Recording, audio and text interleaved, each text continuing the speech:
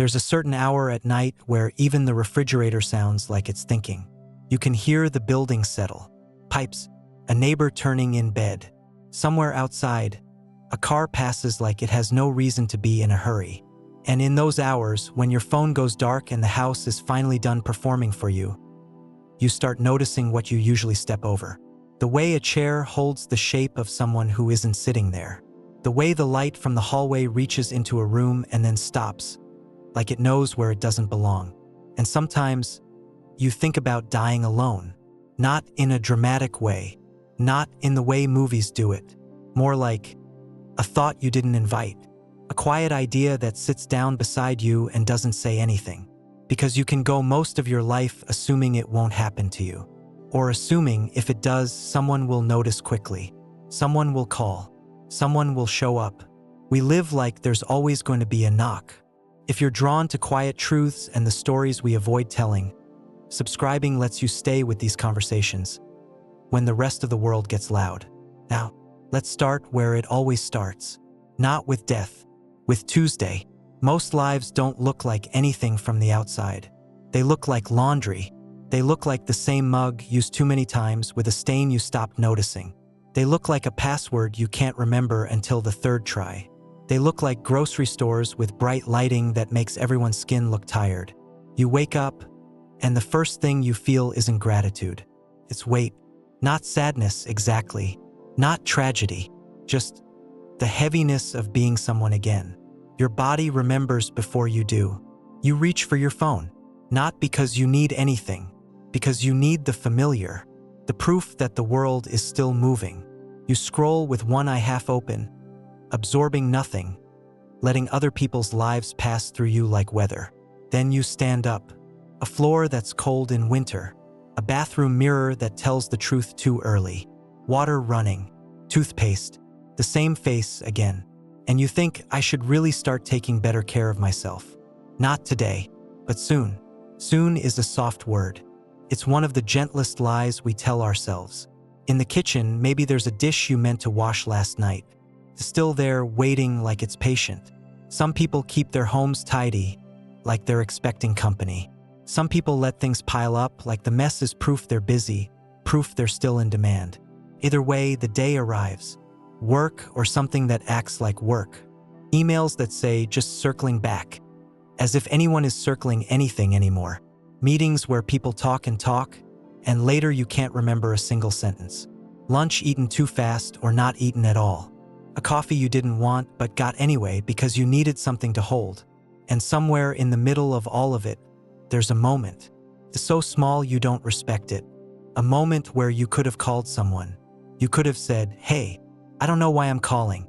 I just thought of you. But you didn't, because it's the middle of the day. Because you're tired. Because you assume there will be a better time. And the thing about a better time is, it rarely shows up wearing a name tag. So you keep going. In the evening, you come home. Keys in the door. Shoes off. Maybe you turn on a light, maybe you don't. If you live with someone, you call out. If you live alone, you don't. And that difference, it can feel so minor you'd laugh if someone pointed it out. Living alone is normal now. You can do it without being lonely. You can do it because you love it. You can do it because it's what happened, not what you chose. People say it like it's a personality type. I'm just really independent. They don't say the other part. I'm used to coming home to my own silence. I don't want anyone to see how I really live. I forgot what it feels like to be expected. But you don't call it that. You call it peace. And sometimes it is. You make dinner or you don't. You open something, heat something, eat something standing up because sitting down feels like admitting you're alone with yourself. You watch something, not because you're interested, because you need noise in the room. Something safe, something familiar. A show you've already seen so it won't surprise you. And while it plays, you do little tasks. You answer messages with one-word replies. You clean one corner of the counter. You fold a shirt and then leave it on the chair instead of putting it away. And at some point, you feel it. A brief, strange emptiness. Not the big existential kind. Just the quiet realization that the day is gone. You were inside it. And now it's over. and you can't really say what happened. Most days are like that. They don't leave fingerprints. They don't announce themselves as important.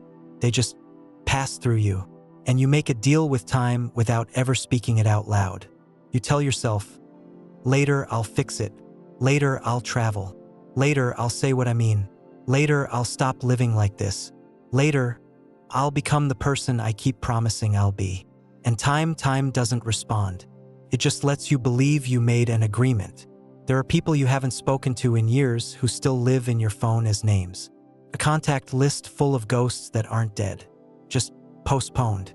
There are messages you meant to answer. There are apologies you meant to make. There are conversations you meant to have once you felt ready. And it's not because you don't care. Sometimes it's because you care too much. Because the truth is awkward. Because reaching out feels like stepping into a room where you don't know who you are anymore. So you stay quiet. You let distance become the story. And your life continues in this calm, reasonable way. You pay rent. You buy toothpaste. You take out the trash. You do enough to be considered alive. And that's the lie. Not that life is meaningless, but that life is stable. That the shape of your days is guaranteed. That the people you haven't called will remain available in the background, like a paused video. That you'll always get another chance to be human in the way you keep delaying. It's such a normal lie that it doesn't even feel like a lie. It feels like adulthood. You go to bed, and you set an alarm, even if you don't really have anywhere to be. Because the alarm is a promise you make to tomorrow. A small declaration, I will continue. And most of the time you do. Sometimes the next day doesn't arrive loudly. Sometimes it arrives like nothing. There's no dramatic sound, no music, no final moment that feels like a final moment. It's more like a routine that doesn't get completed, a kettle that doesn't get turned on, a light that stays off, an unopened curtain, a phone that stays face down on a table. Somewhere a calendar still says the wrong date, and no one corrects it. That's what absence is like. Not a scream, a small discontinuation. A person-shaped gap in a day that keeps going anyway. And the world doesn't react right away. The world has errands. The world has traffic. The world has emails that still need replies. So the absence sits there quietly, unnoticed at first, like dust. Maybe it's a neighbor who realizes the hallway has been too quiet. Maybe it's a coworker who says, they're probably just out sick, and then forgets about it until the next meeting. Maybe it's a friend who drafts a message, hey, you okay? And then doesn't send it because they don't want to seem dramatic. And the day goes on, and the absence becomes just a little larger, not like a flood, like a door that's been left open in winter. Slowly, the cold finds its way in. What people don't understand about dying alone is that it usually didn't begin with dying. It began with living in a way that made it possible. Not intentionally. Not as a choice you made one day like signing a document. More like a collection of small decisions that didn't look dangerous. A habit of handling things yourself. A habit of saying, I'm fine. A habit of not wanting to bother anyone. It's the kind of personality trait people compliment. You're so strong. You're so independent. You don't need anyone. And you smile because it's easier than explaining what that independence cost you. Because the truth is, you did need people. You just didn't want to risk being a burden. So you made your needs quiet. You trimmed them down. You edited yourself. And at first, it feels empowering. There's a particular pride in being the person who never asks for help. The person who replies quickly. The person who shows up on time. The person who doesn't make a mess. The person who is easy to have around. But over time, being easy to have around starts to feel like being easy to forget. Not because people are cruel, because people are busy. And if you never demand a place in someone's mind, you slowly disappear from it. That's one of the first regrets. Not a dramatic one, just the quiet realization that you trained the world not to check on you.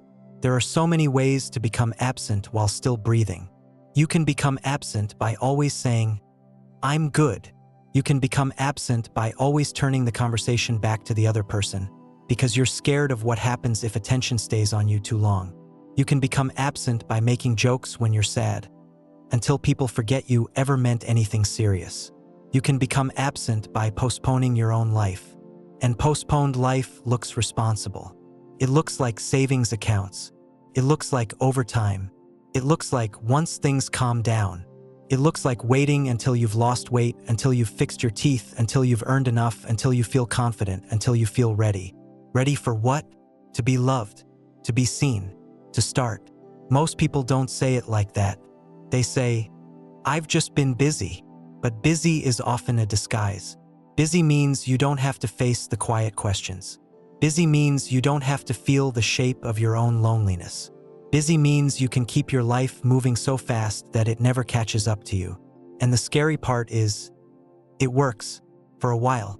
There's a very ordinary moment that keeps coming back to me when I think about this. It's not cinematic. It's a kitchen table with a cheap overhead light, a half-charged phone, a bowl in the sink, and someone, maybe you, standing there looking at the screen, seeing a name, a person you used to know well, someone you once loved in a way you don't have language for anymore. You think, I should call them, not because you need anything, just because you suddenly remember they exist. But then the thoughts start. It's been too long. What if it's awkward? What if they don't want to hear from me? What would I even say? What if I open something I can't close? So you put the phone down, and you tell yourself, I'll do it another night. And another night comes, and you're tired again. And then weeks pass, and then months, and then a year. And then, one day, you scroll past their name and realize you don't know who they are anymore. Not really. And you're not even sure when that happened. That's the second regret. The regret of letting time do the separating so you don't have to be the one to choose it. Because choosing feels cruel. But letting time do it feels innocent. It isn't. It's just quieter. Dying alone isn't always about having no one. Sometimes it's about having people, but keeping them at a distance that feels safe. Safe from disappointment, safe from conflict, safe from the humiliating reality of needing comfort. There's a kind of emotional minimalism people practice without calling it that. They keep their relationships light.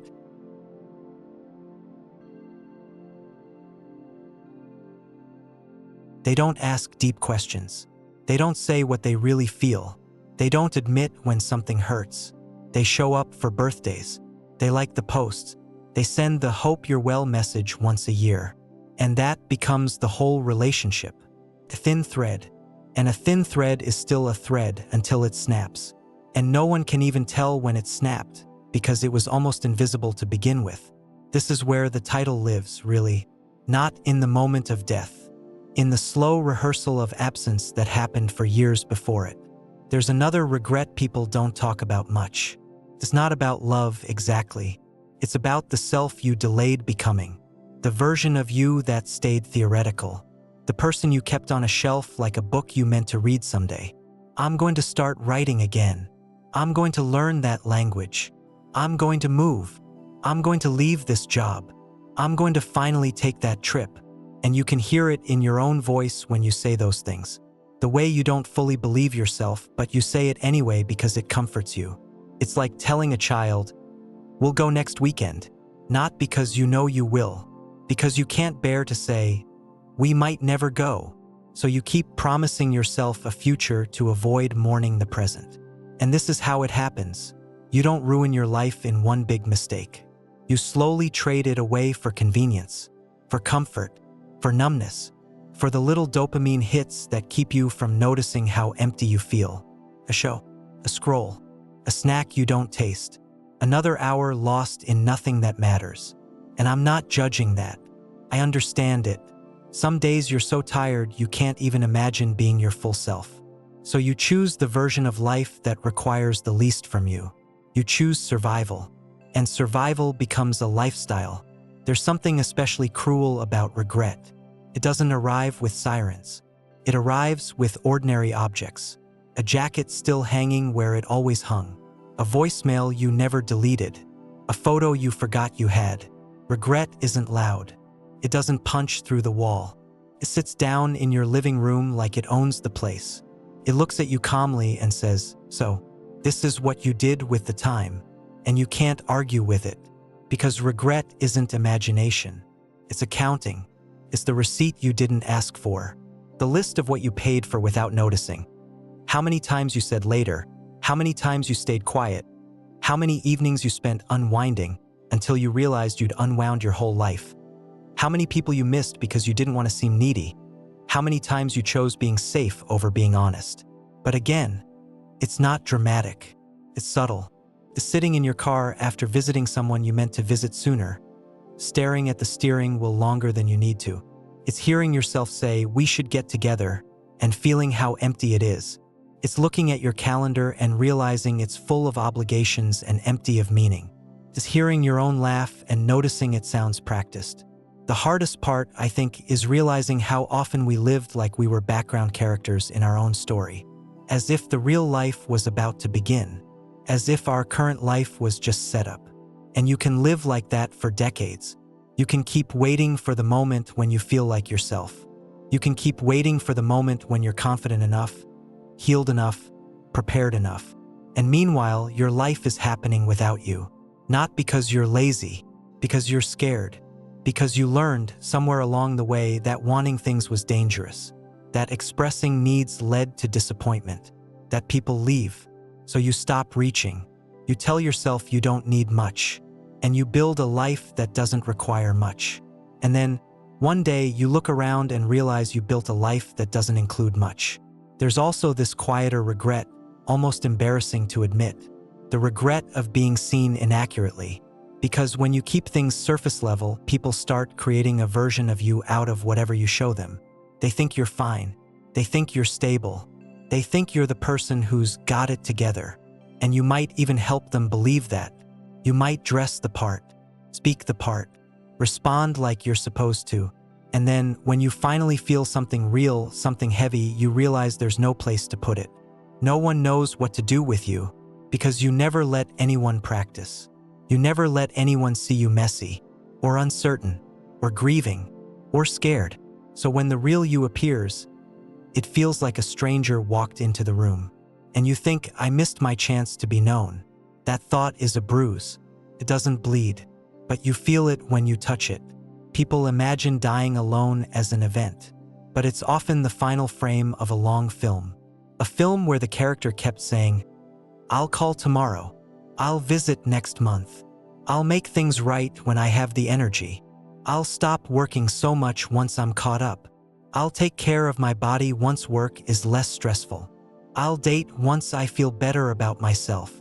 I'll apologize once I find the right words." And the right words never come.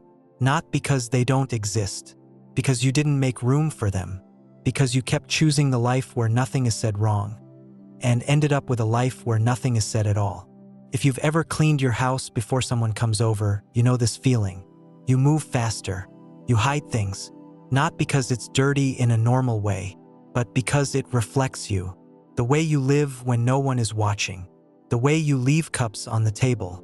The way you sleep on one side of the bed. The way you let laundry pile because you can't find the point. And when someone is about to arrive, you feel this sudden urgency. Not to connect, to cover, to make your life look like it belongs to a person who is doing well. And then they come and you talk and you smile and you keep everything light. And when they leave, you stand in the doorway for a second. Just a second. And the silence returns. And you feel something you can't quite name. Not sadness exactly. Something like the room exhaling. Something like your life becoming yours again. And that's when the thought hits. If I disappeared, how long would it take for anyone to notice? People think that thought only happens to lonely people. It doesn't. It happens to anyone who has been performing their life instead of living it. There's a specific kind of pain in realizing you were loved, but only at a distance, because you made it that way. And there's an even stranger pain in realizing you were lovable, but you didn't let yourself be. You didn't let anyone in close enough to see you on the bad days. You didn't let anyone see the softer parts. You didn't let anyone see the fear under the competence. So you stayed impressive. You stayed composed. You stayed alone. And when you think about dying alone, what you're really thinking about is dying unseen, leaving without a witness, not a witness to your death, a witness to your life. Someone who could say, honestly, I knew them, not I worked with them, not I used to know them, not we texted sometimes. I knew them, and if no one can say that, then the loneliness isn't at the end. It's threaded through the whole thing. Regret is also about the small kindnesses you didn't give, not because you were cruel, because you were distracted, because your mind was always somewhere else. You were always thinking about what you needed to do next, always half present. You didn't look up when the cashier asked how your day was, because you were checking a notification. You didn't notice the way your friend's voice changed when they said, "It's fine." You didn't ask your mother a second question. You didn't sit with your father in silence long enough to let him talk. You didn't tell someone, plainly, "I miss you," not because you didn't feel it, because you assumed you'd have a moment that felt more appropriate. And now, if you think about dying alone, you might realize something uncomfortable. You've been alone in rooms full of people. You've been absent while sitting at the table, because your attention belonged to everything else. And attention, that's one of the only currencies that actually matters. Not money, not status. Attention is how we prove we were here. There's a final kind of regret that doesn't get spoken about much because it sounds too simple. It's the regret of not enjoying ordinary life. Not in a motivational way, not in a gratitude journal way. Just the regret of moving through your days as if they were obstacles. Rushing the morning, enduring the afternoon, collapsing into the night, waiting for weekends like they're oxygen. And then the weekends come, and you spend them recovering from the life you built. And that cycle becomes your years. And one day you realize you don't have memories. You have proof you were busy, receipts, emails, photos you took to show other people you were doing something, but not moments you actually lived. And that's what makes the idea of dying alone so heavy, because it forces a question you can usually avoid. If no one was there at the end, who was there during the middle? Who was there when you were becoming yourself? Who did you let see you? And if the answer is no one, then dying alone isn't a tragedy that happened to you.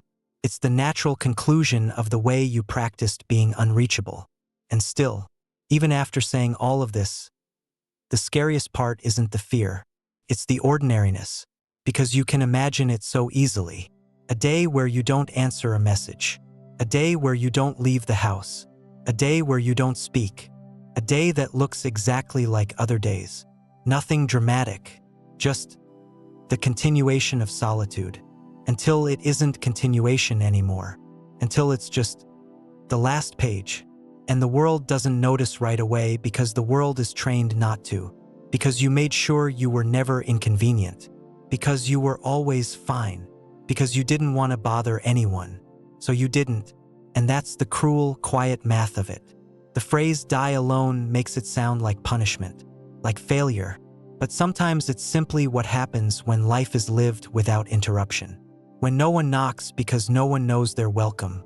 When no one calls because you always said you were busy. When no one checks because you built a life that didn't require checking. And then the absence happens and it's not violent. It's just unobserved. And what remains isn't horror. It's a room that doesn't change. A phone that doesn't light up. A cup that stays where it was. A sink that stays full. The world keeps moving. And that, maybe, is the most unsettling thing. Not death. How easily the world learns to live without a person. There's no clean ending to this. No lesson that wraps itself in a bow. Because the truth isn't comforting. The simple. Time was never promised. Not in the dramatic way. In the everyday way. In the way we assume we can postpone the important parts of being alive. We think regret will feel like a thunderstorm, but it doesn't. Regret is a quiet room. It's an untouched drawer. A number you can still dial but won't. A sentence you rehearsed for years and never said out loud. And dying alone, when you strip the phrase down, isn't only about who is present at the end. It's about whether you were present while you were here. Because life doesn't usually end loudly.